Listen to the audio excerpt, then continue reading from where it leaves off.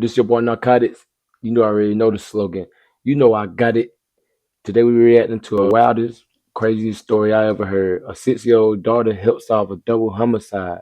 Yeah, you heard it right. A child stepped up where grown folks couldn't. And shit, let's break it all the way down together and stay locked in. Let's get it. Blood splatter in his room. Okay, tell me where the blood splatter was in his room. On his bed, on his floor. This is Zanaya. Hold on. You know them kids just don't be making shit up sometimes. A lot of times they repeat what they see now. Jackson.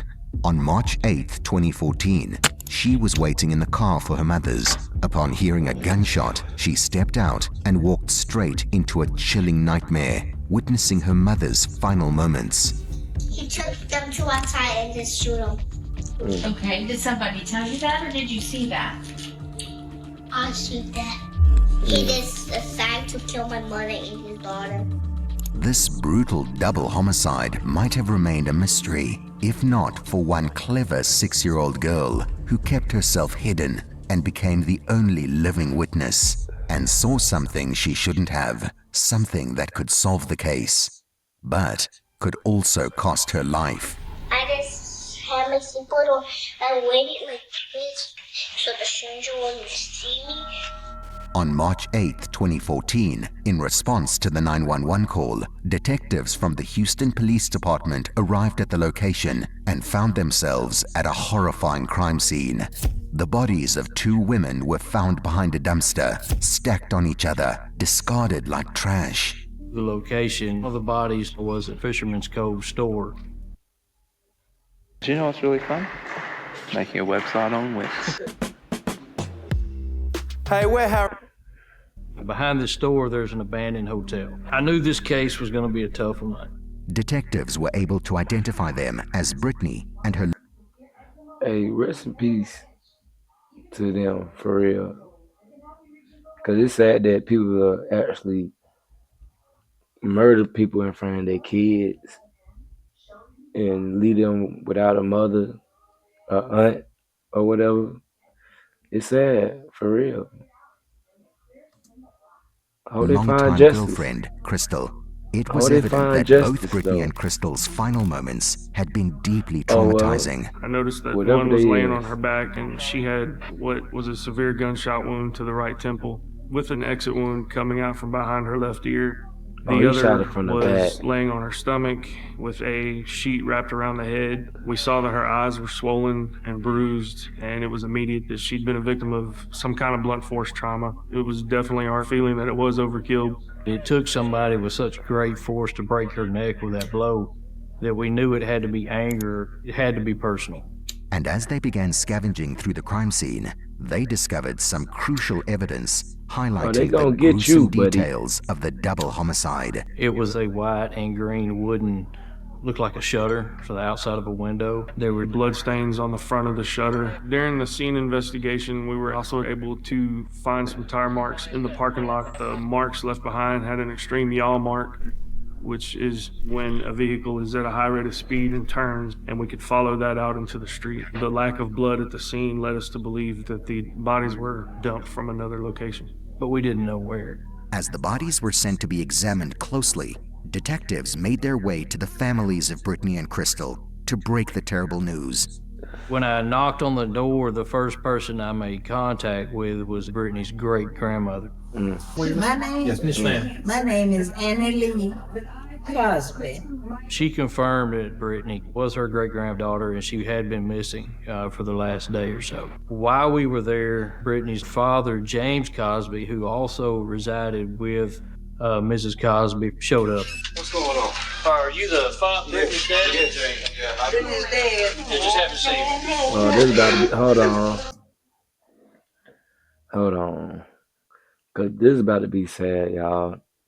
Y'all gotta prepare yourselves sometimes when y'all about to see videos like that. Cause you already know it's coming. I'm about to go tell your parents and your siblings and your family that Brittany or whoever not coming back. You're not gonna see them again. That gotta be the most difficult time. So I don't like watching stuff like this all the time, but we're gonna watch it today. Let's get it, man. What happened?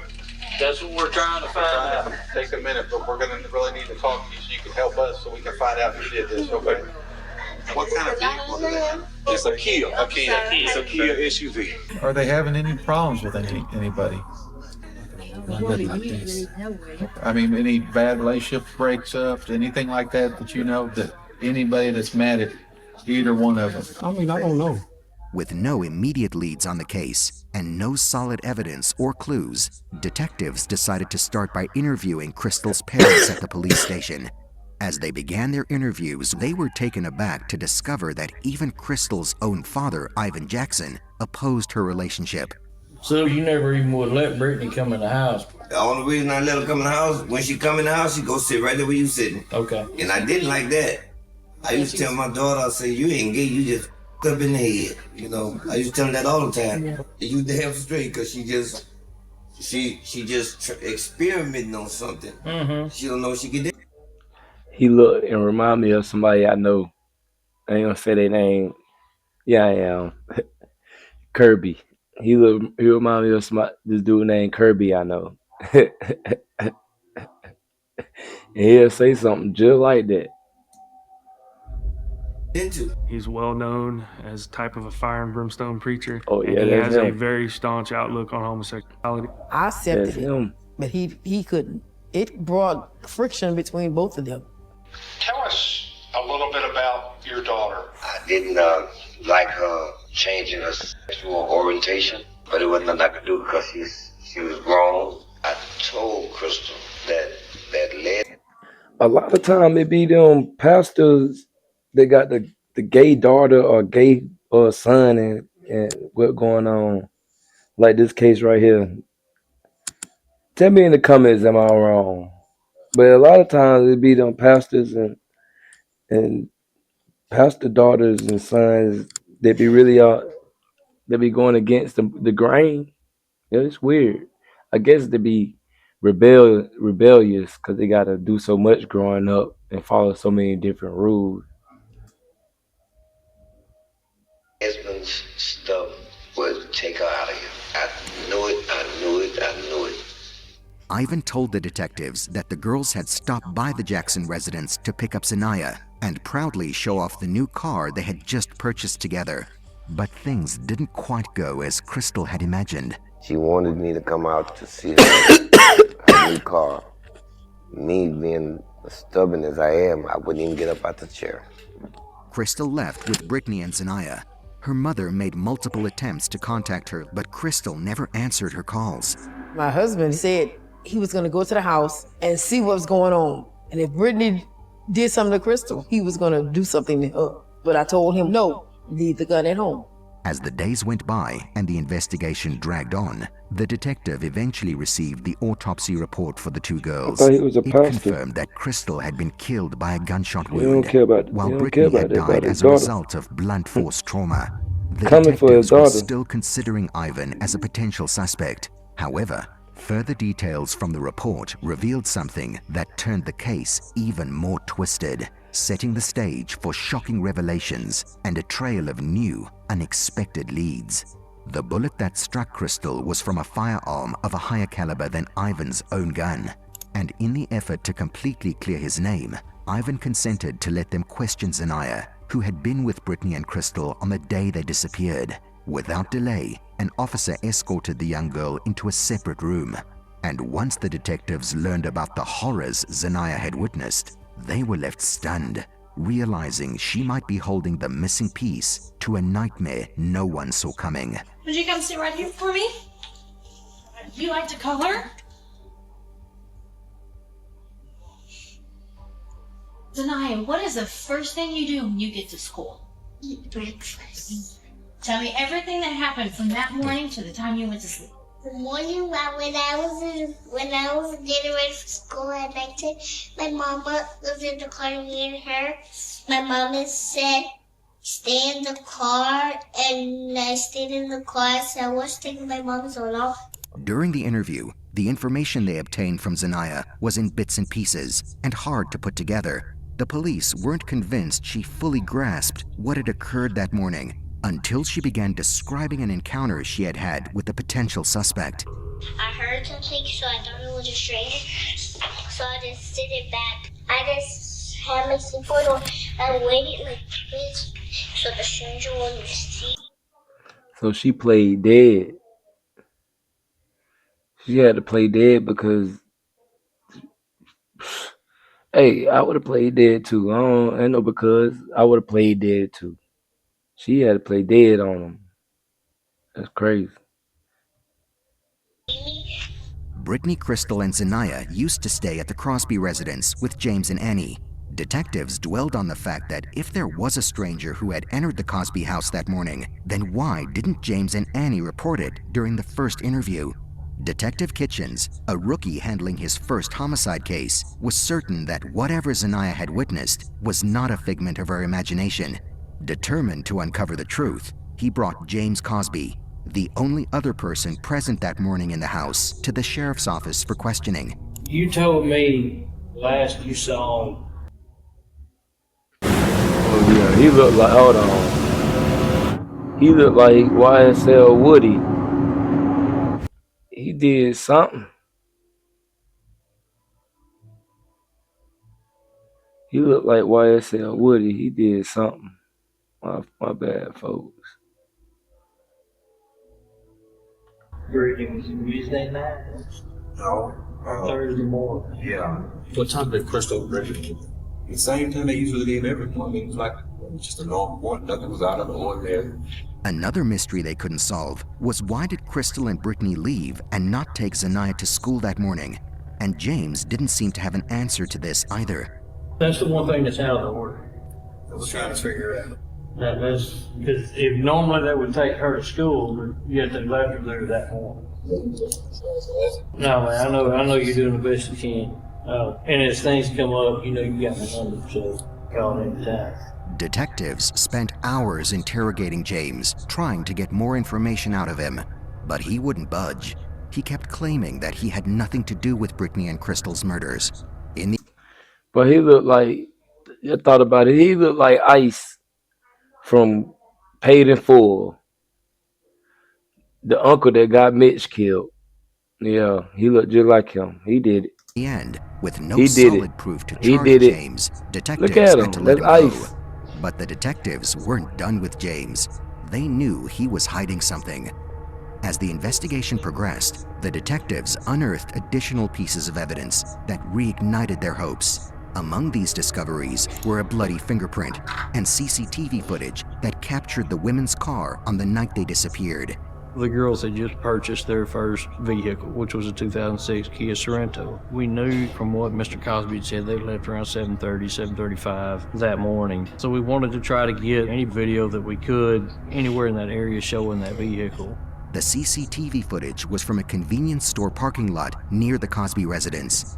But what they saw in another footage from a different part of the city left them stunned. Neither Brittany nor Crystal was in the driver's seat.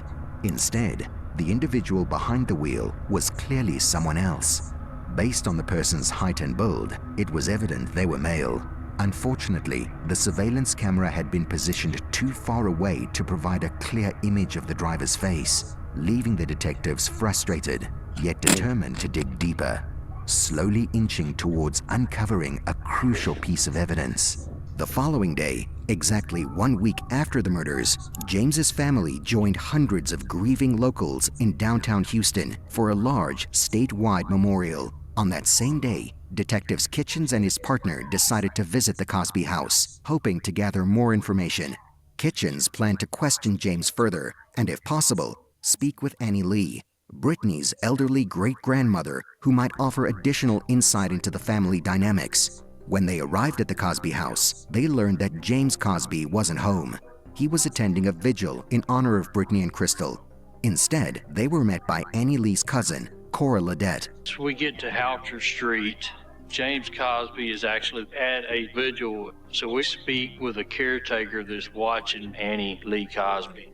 Cora was watching over Annie Lee that day and had been helping around the house for a few years. Fast forward to when they get him. and it was clear that the time had come to press him for answers about his involvement in the tragic events surrounding Brittany and Crystal's death. James, since we're down here at this office, I have to do, I do this to everybody. No, they're gonna get him. It's called your advisor rights. Are you familiar with what that is? Yeah, Miranda rights.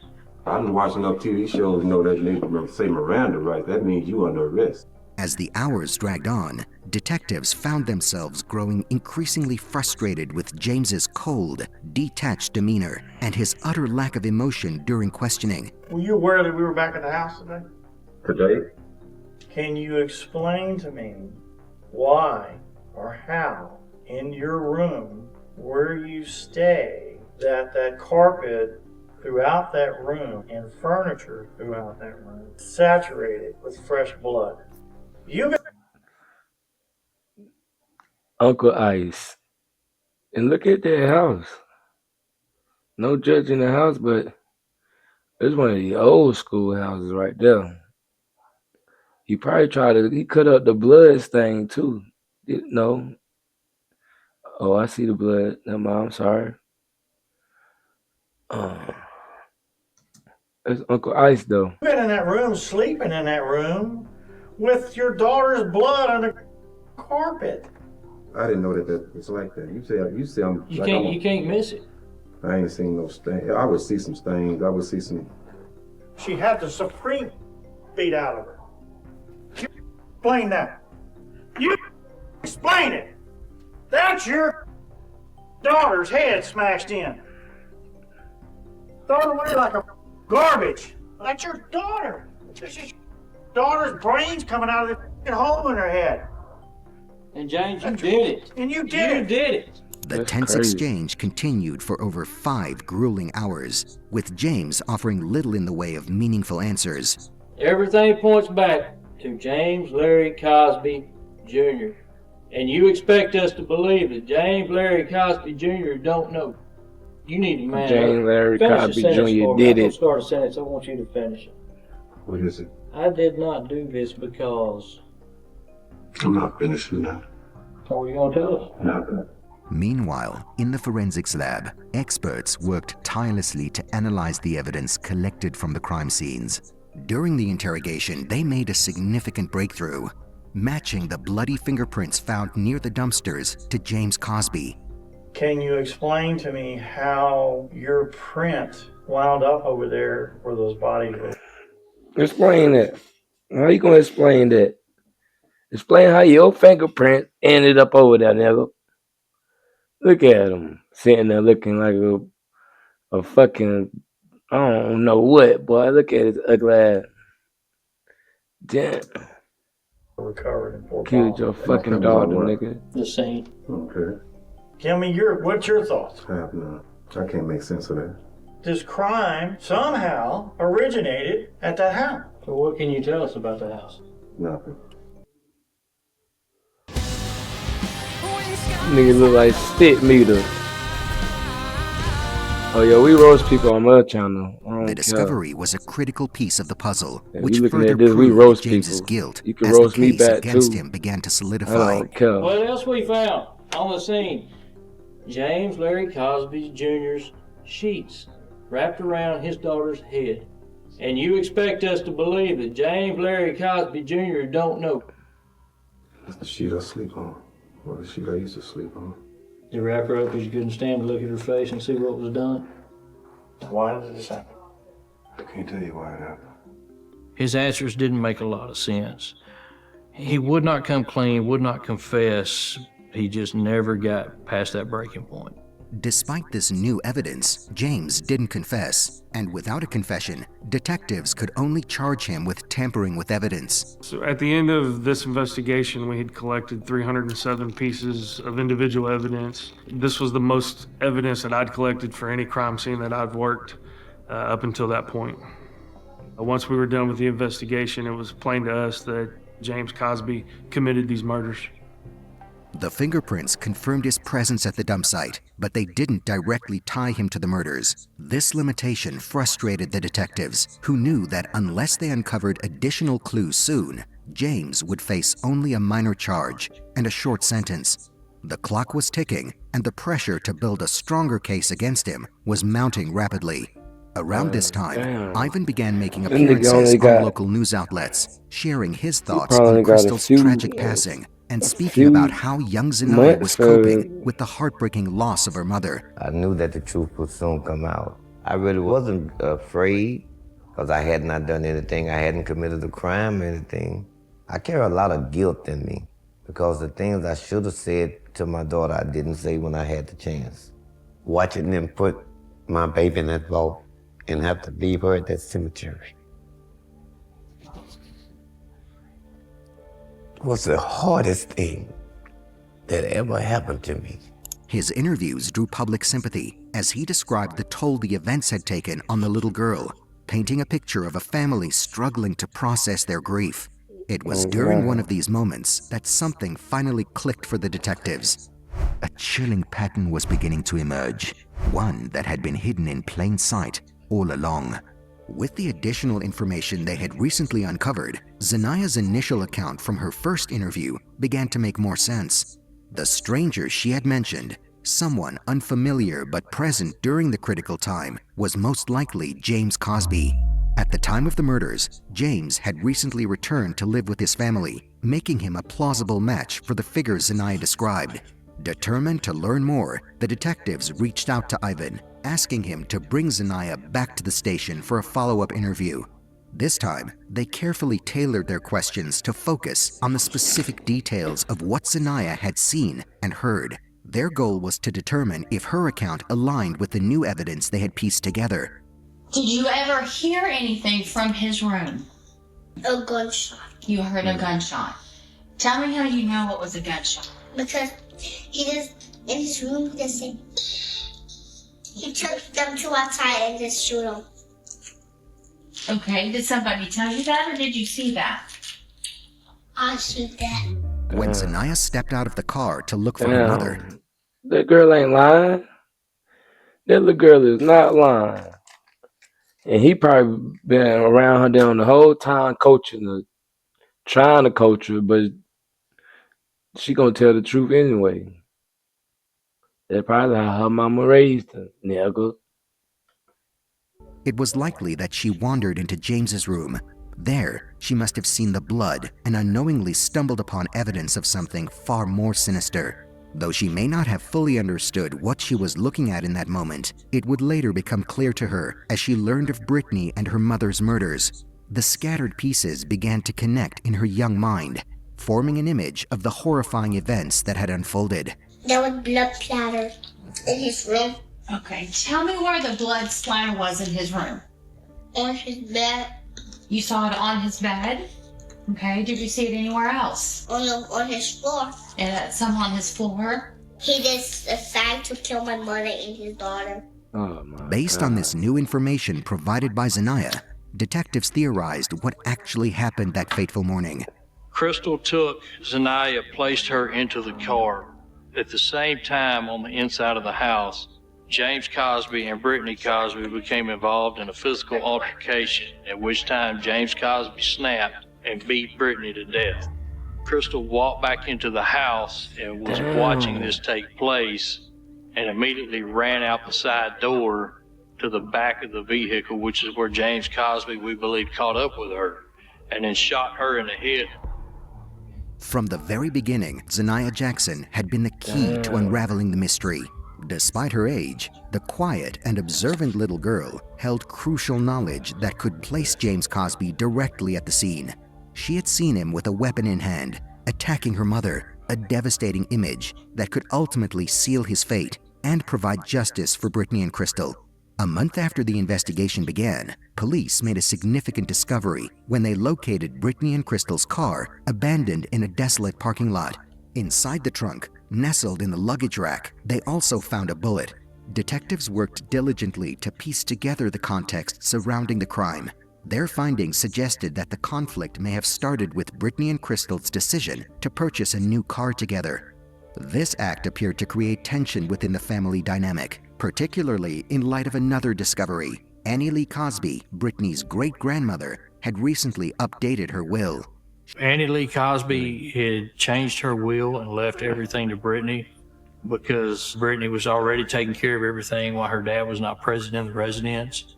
He had asked Annie to co-sign for a vehicle, and she'd refused. And then she turned around and co-signed a vehicle for Brittany and Crystal. And it starts to paint a picture of jealousy, pure jealousy.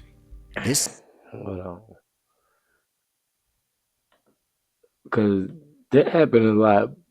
Us as black people, we gotta get out of that. If somebody parent do something for the other child, you can't be jealous. Sometimes people be jealous and want to kill the other one. That's crazy word. He killed her basically because she, because her auntie or granny co-signed a car for them and went co-sign a car for him. Nigga, you know you ain't gonna pay the bill. Why the hell they gonna co-sign a car for you? We know your ass ain't gonna pay the goddamn bill, nigga. You look like Uncle Ice. Ugly ass. Series of events began to reveal a deeper, more troubled dynamic within the family.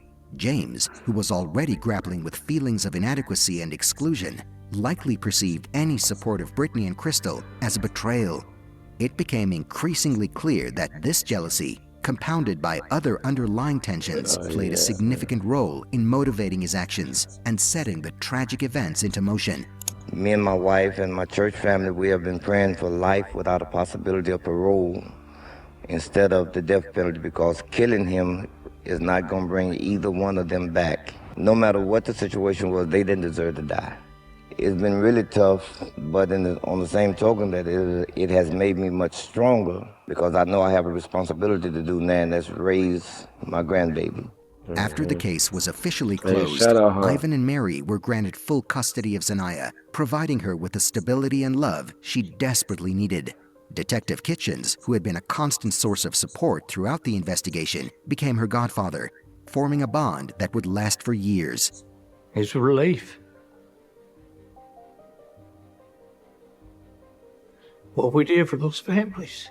Despite the overwhelming hardships she faced at such a young age, Zanaya, now a teenager, admirably found the strength within herself to heal and grow from the traumatic experience, showing that even in the face of the darkest moments, it was possible to find hope. What do you think you might want to do? I want to be a lawyer. What kind of lawyer? I want to work with the family against the criminal. What made you want to do that? My mom. So you want to be able to help other families the way attorneys helped yours? Yeah, it's okay. Think about the bright side of it, you know? If your parent was killed, you are the reason that everybody can be happy because they have you. You're like the seed. Like if you cut down a tree, you're the seed that fell on the ground. Wow. So it just sprouts up and you look just like them. That's beautiful. That was beautiful. Do you think the only motive behind the murders came from jealousy? Or did James really hate Brittany and Crystal's lifestyle so much that he did the unthinkable? I think that he hated the lifestyle so much, compounded with jealousy second. He hated what they was doing. Then, secondly, that car, and grandma signed that car, he probably felt like he was the one that only supposed to be using granny and not them. But there you have it. There go another video, man. Shout out to that 6-year-old for real. She got there and came through and saved the day. She done growed up now. But that's another video from M7 Crime Story Time. Shout out to M7 Crime Story Time. Let's go. That was a banger, my boy. For real. Hey, if you made it this far, hit the like button, subscribe button, and share it. I appreciate you.